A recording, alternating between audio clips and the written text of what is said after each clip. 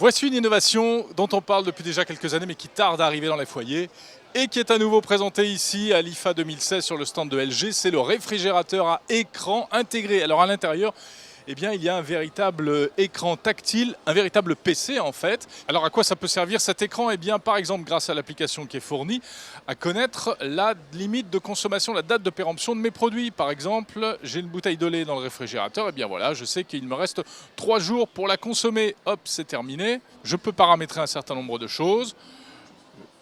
Je peux saisir les différents types de nourriture que je vais rentrer dans le réfrigérateur. Alors oui, c'est un peu contraignant, hein, mais je peux faire des choses amusantes. Par exemple, préparer des petits messages pour l'anniversaire de ma femme. Voilà, c'est son anniversaire. Et lorsqu'elle rentrera à la maison, tac, elle aura une jolie animation sur l'écran du réfrigérateur. Donc c'est vraiment une application absolument indispensable, vous l'avez compris. Derrière tout cela, il y a en fait un PC sous Windows 10. On retrouve l'interface de Windows 10. Du coup, on peut même également consulter ses emails, regarder la météo, lire les news, regarder 01net TV, pourquoi pas.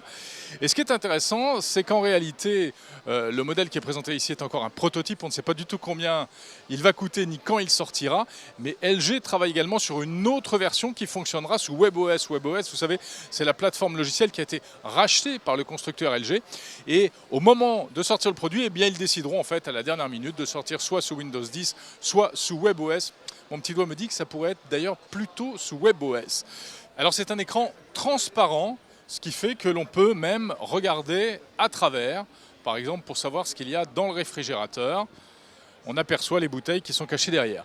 Ça reste, je l'ai dit, un réfrigérateur, ne l'oublions pas. Donc il y a des fonctions intéressantes également à l'intérieur, comme par exemple cette petite caméra qui est ici, fixée sur le haut de l'appareil, et qui est une caméra qui va en fait prendre une photo chaque fois qu'on ouvre les portes.